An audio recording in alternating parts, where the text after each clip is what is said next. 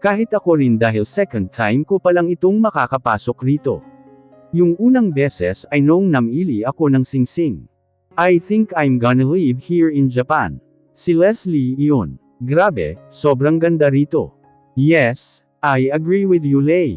Alea, bakit kasi hindi mo agad sinabi sa amin na ganito pala kaganda rito? Di sana noong nakaraan pa nandito na kami. Natawa na lang kaming dalawa ni Yuri. By the way, si Yuri ang magiging tour guide natin ngayong araw. Tumango sina Leslie at Marga at saka ngumiti. Para silang mga bata na ngayon lang nakakita ng mga mamahaling laruan.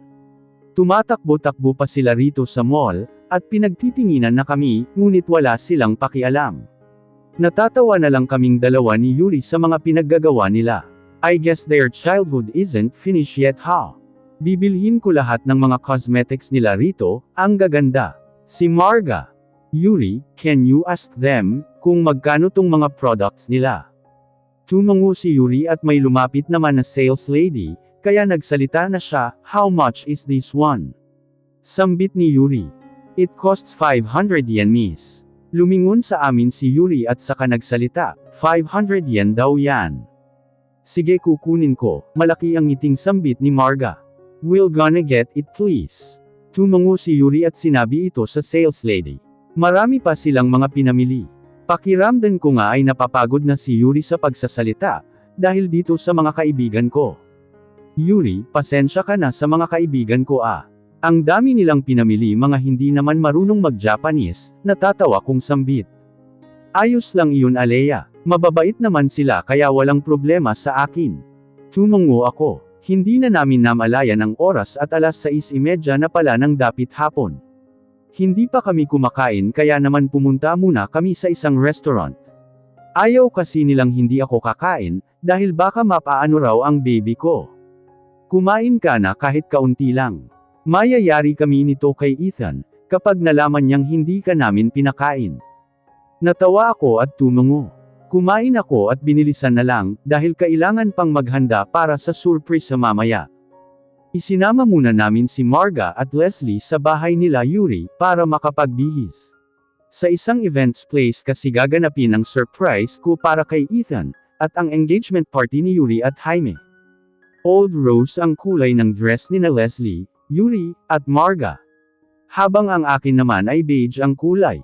Nakangiting tumingin sa akin si Marga, ngunit may halo ring pagtataka. Sure ka ba na ito ang gagamitin mo? Bakit hindi white? Hello, ikakasal ka kaya ulit? Si Marga. Tumawa ako. Para may ba naman? Napailing na lamang si Marga. Habang ngumingiti. You always want to be unique, ha? Well, you know me. I winked. Tinutulungan niya akong ayusin ang buhok ko, nang pumasok si Yuri at Leslie sa aking kwarto. I decided to straighten my hair at nakalugay lang ito. Nilagyan ko lang siya ng clip sa magkabilang gilid para magmukhang presentable. Ang suot ko ay off-shoulder mermaid-style dress, at open-toe heels.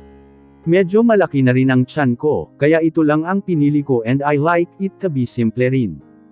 7:30 na nang matapos kami sa pag-aayos. Mabuti na lamang at malapit lang sa bahay ni na Yuri ang events place, kaya naman sakto lang ang pagdating namin. Nag-umpisa na ang engagement party celebration ni na Yuri at Jaime, kahit wala pa siya kaya naman nagtaka ako at tinanong ko siya.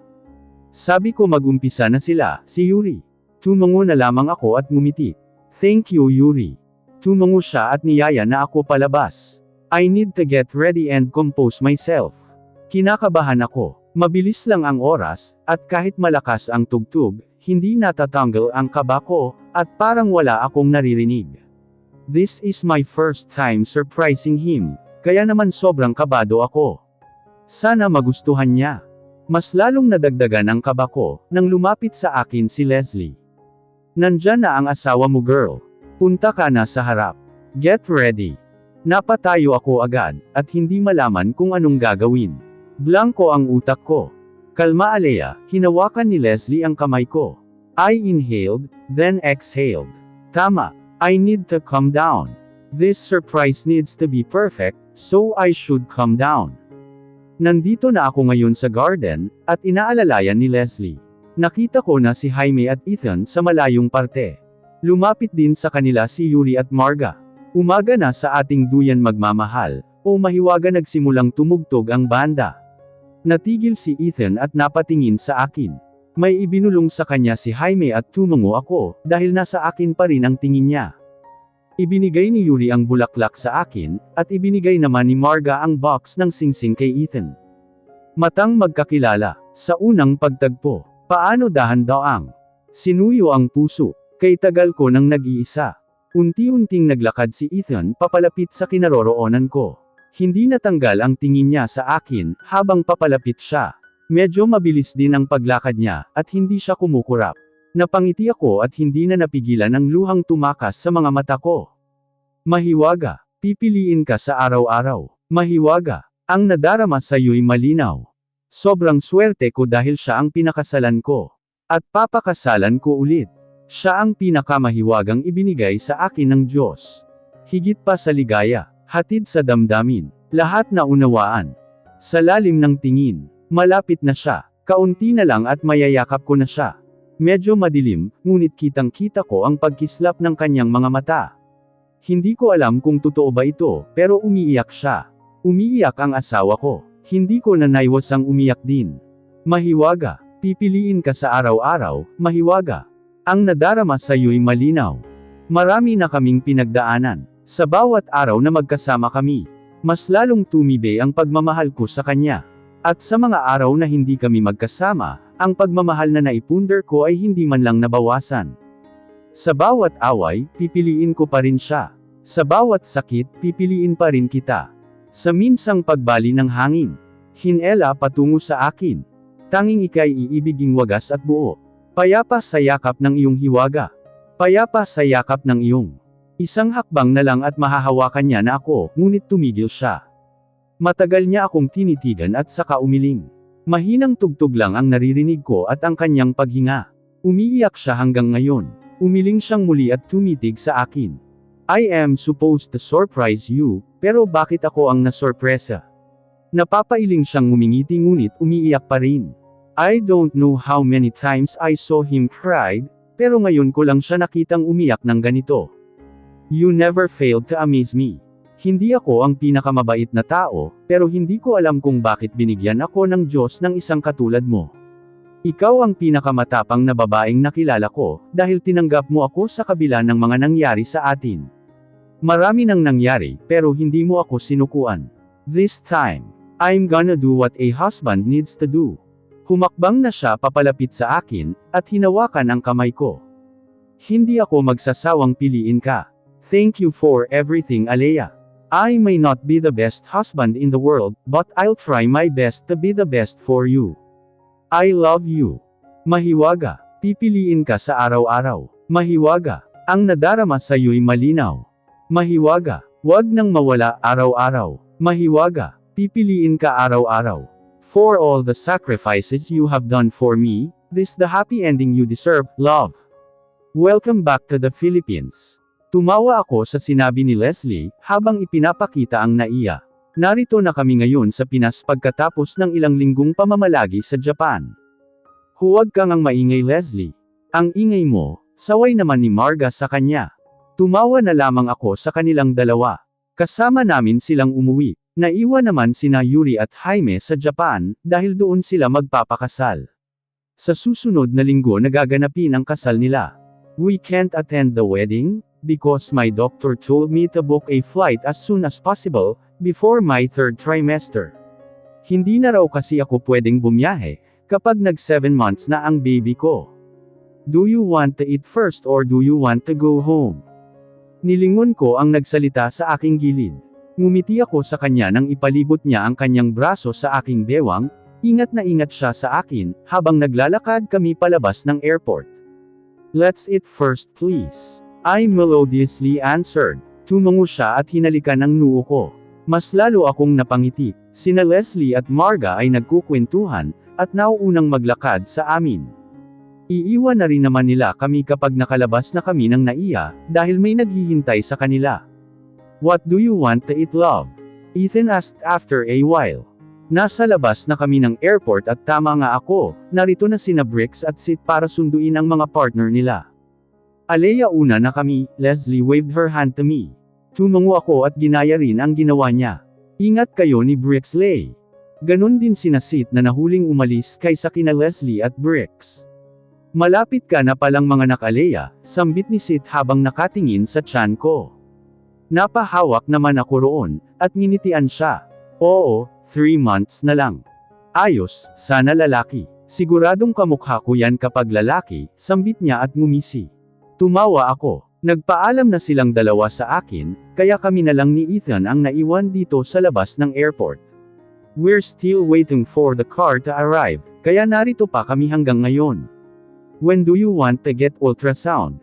Tanong ni Ethan. Mabilis akong lumingon sa kanya. We can do it in the next days. But for now, I only want to rest, sambit ko. Nakakapagod ang biyahe namin. Nang dumating ang kotse, ay nalalayan ako ni Ethan papasok doon. Pumikit kaagad ako nang makaupo ng maayos, at makasandal na sa headrest ng kotse. Nakatulog na ako at hindi na nahintay si Ethan.na makapasok sa loob. Inilagay niya pa kasi ang dala naming malita sa likod ng kotse. Hindi muna kami umuwi agad. Dumiretso kami sa isang restaurant para kumain muna. It's 7 in the evening right now, at tumutunog na rin ang tiyan ko, gutom na si baby. You ordered a lot? Sambit ko nang dumating ang order namin. I was mentally drooling while looking at the foods on our table. Maraming in-order si Ethan at hindi ko alam kung anong uunahin na kainin. Hindi kasi ako ang nag-order, dahil hindi niya naman binigay sa akin ang menu. Ang sabi niya, siya na lang daw ang o-order para sa amin. You should eat many foods. For you and for the baby? Sagot niya at ngumiti. Tumango ako at nagsimula ng kumain. Ethan is not eating, though. Nakatitig lang siya sa akin, at pinapanood akong kumain. Kumunat ang noo ko at napatigil pa sa pagkain. Why aren't you eating? Medyo iritado ang boses ko. Nakakainis kasi siya. Ipapaubos niya ba sa akin ang lahat ng ito? Hindi naman pwedeng panoorin niya lang ako, habang kinakain ko ang lahat ng mga in-order niya. Sobrang dami pa naman ito, at alam kong hindi ko to mauubos. Isa pa, he needs to eat, hindi naman pwedeng ako lang ang kakain. I'll eat later. Continue eating love. Pangiti-ngiti siyang ngunit ako, hindi ko mahawa iyon. Hindi ko alam ngunit bigla na lamang akong nena sa kanya ngayon, kahit na wala naman siyang ginagawa. He even ordered many foods for me, pero naiinis talaga ako sa kanya. Let's just go home if you won't eat, sambit ko at kinuha ang tissue, para panasan ang aking bibig. Tiningnan ko ang mga pagkain. Iiwan na lang namin dito yan kung hindi siya kakain. Hindi ko na yan padadala sa bahay, dahil nawalan na ako ng gana. Tatayo na sana ako nang mapansin kong kumuha na siya ng pagkain. Bumantong hininga ako, at ipinagpatuloy na lamang ang naudlot kong pagkain kanina. We were silent the whole time we were eating. Walang nagsasalita sa amin. Busy ako sa pagkain, at ganun din naman siya. Ngunit napapansin ko ang paglingon-lingon niya sa akin, every time na susubos siya ng pagkain. Napataas na lamang ako ng kilay at hindi siya pinansin. You almost eat all of the food. Ethan enthusiastically said. Napairap ako sa hangin. Of course, he bought it for me, right? Alangan namang hindi ko iyon ubusin. Saka isa pa, sayang lang ang pagkain. Kahit nawala na ako ng gana, no choice.